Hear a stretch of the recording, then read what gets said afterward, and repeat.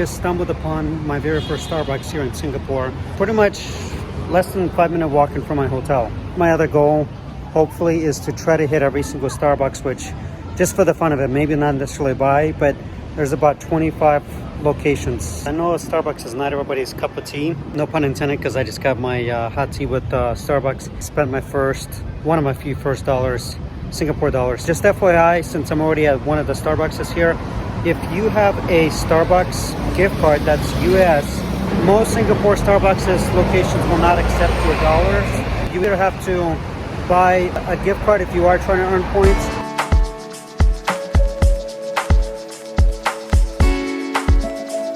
I'm here behind me is the Parliament building in Singapore. Right across the street is another Starbucks. I'm just gonna go check it out because I'm technically still enjoying my cup. So I'm gonna go see what it looks like inside.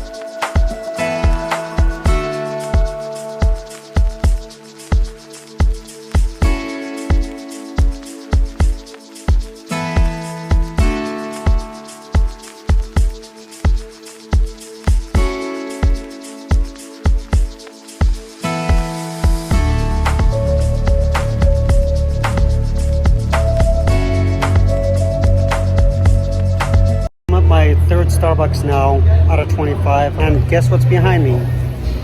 The Starbucks is right across the street from Marina Bay Sands Hotel Resort.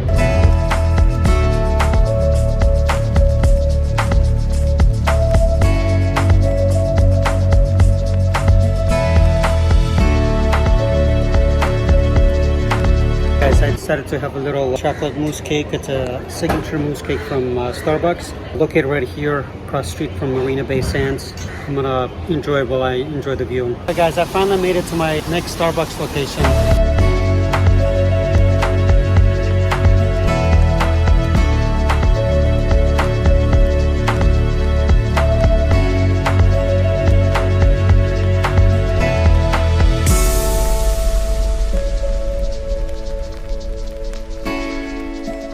I typically just order Earl Grey black tea, and this one really impressed me. And what I'm learning about Starbucks too, and I think, I know it's not everybody's cup of tea, but the one thing that's constant is, and I'm sure when I travel to other countries I'll find this out as well, but this particular Starbucks in this country, they have more pastry items, and it doesn't seem to be an end to it. Like, there's so much pastry items, so much food. I ordered, this is called the sausage roll. And I normally don't eat pastries just because they're not really healthy for you. But also, I ordered Earl Grey black tea, which I normally do, and just cup of grande ice water, right? And typically in American culture, you would expect a plastic cup and a paper Starbucks cup, even if you say for here, because most of them, no offense, but they keep making an excuse even after COVID, saying that we no longer offer for here cups. But recently here, she asked me if I wanted a for here to go, and I said for here. As somebody that lives in America, I naturally thought, okay, she's probably gonna give me a paper cup like they do in most American Starbucks locations, but not here. Not only did she give me a for here mug, but she gave me a for here glass Starbucks cup, and I didn't even know that Starbucks had that. Guys, behind me, I'm in Chinatown, big mall here. Right there is where the Starbucks is here in Chinatown, so I'm gonna go check it out.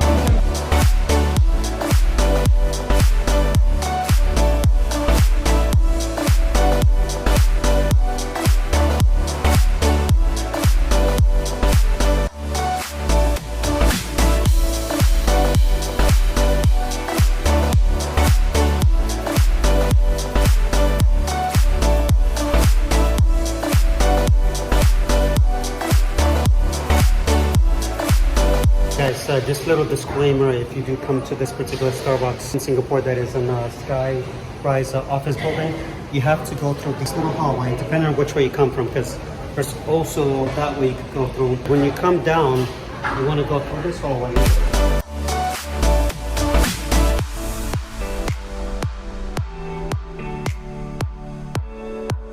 Guys, something I want to bring up real quick. I'm going to try to stay quiet so I'm not disturbing other guests here, but this particular Starbucks that's in the office building, they just shared with me, and I've always naturally been curious, so I'm like, I'm gonna ask just to see what happens. To price compare between what US, how they do their tall, grande, and venti cup sizes at Starbucks versus how they do it here in Singapore. If you get a tall or grande, basically small or medium, you pay the exact same price. If you get a venti, it's obviously going to be slightly more. Now in US, you actually get charged for every individual size, tall, grande, and venti. So 3 different price breakdowns. So I'm trying to gather, just different data, trying to figure out what countries, how they do things, and what keeps them moving.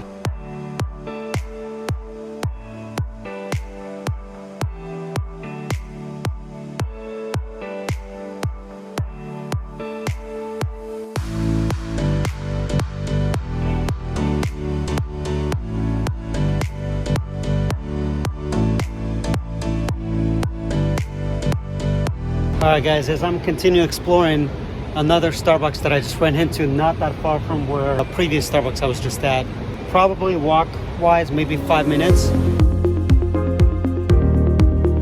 So this building right here, it's actually an office building, and the Starbucks is right there. This entire building, this all used to be a mall at one time, and they turned into an office space now. It's impressive from the outside. It looks like residential, but really it's all office building. It's incredible.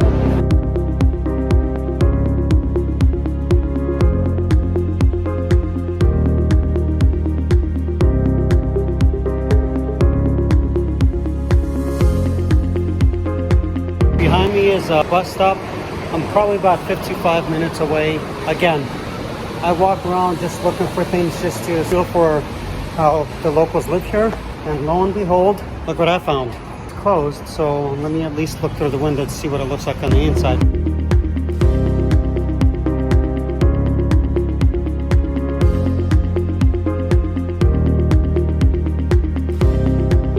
You know how I said in the beginning of my tour, when I first started here back on October 6th, my goal is to try to find as many Starbucks. Well, guess what's right there?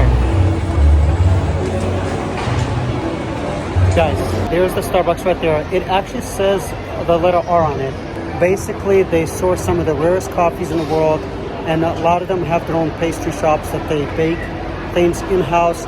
One of my largest Starbucks reserves that I've been to there's one in New York, in Chelsea, and then that's another one, but I think this one's a smaller one.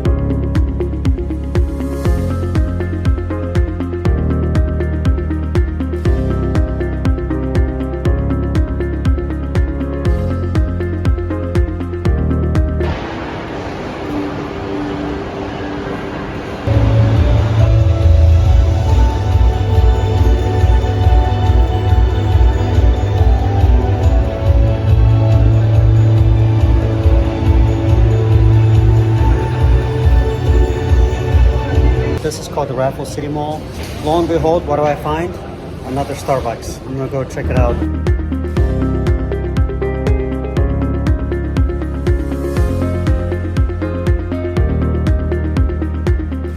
Quick story, I wasn't able to get to all the Starbucks here in Singapore, but this one is a flagship that's located right here in Singapore, Chantilly Airport. I'm gonna go check it out to at least add to my collection of Starbucks locations I've been to here in Singapore.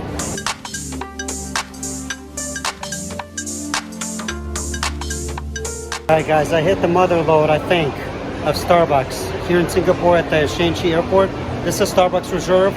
Let's go inside and check it out.